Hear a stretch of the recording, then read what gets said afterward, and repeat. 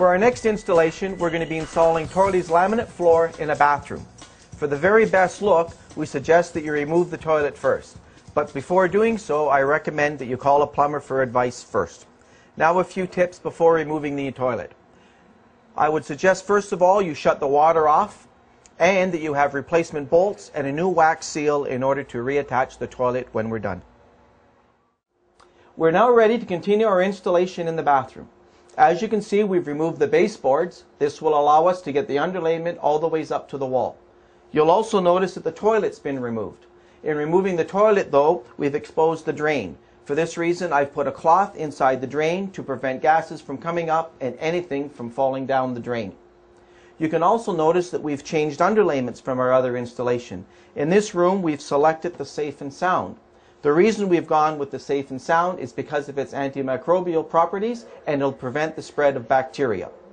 You'll also notice that the installation is slightly different as well. I've left a space between the underlayment and the wall, and I've also left a space between the underlayment and the flange of the toilet. I've done this so that when the floor is installed, I'll be able to pull a silicone seal all around the perimeter of the room and between the flange and the floor. I'm doing this to prevent water damage. We have now reached the part of the installation where we have to fit around the flange. I've pre-cut this plank to length already so it can be installed later. I have also measured the flange and it is a 7-inch flange.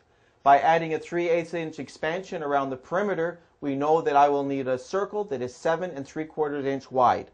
I would suggest you either cut it out of a paper template or if you want you can use a paint can lid. This one here is 7 3/4 inch. By taking the plank and placing it where it will be installed,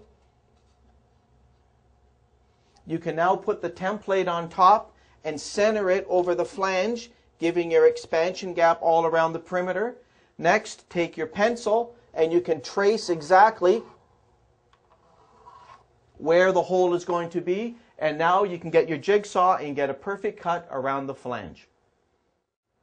Using the jigsaw, I've cut out the template pattern that was on the plank and I am now ready to install it around the flange. Alright, we're going to lock the piece into place. And using our scrap piece, we will line it up so that it is held into place.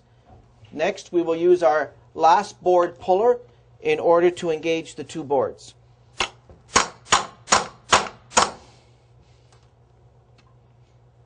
Now we have the plank installed around the flange of the toilet. Now that the floor is completely installed, our next step will be to remove the expansion wedges around the perimeter.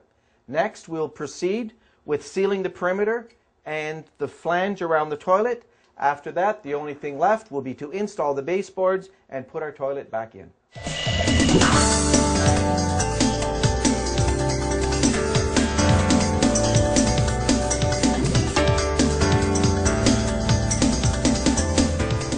We have now finished sealing the perimeter of the room.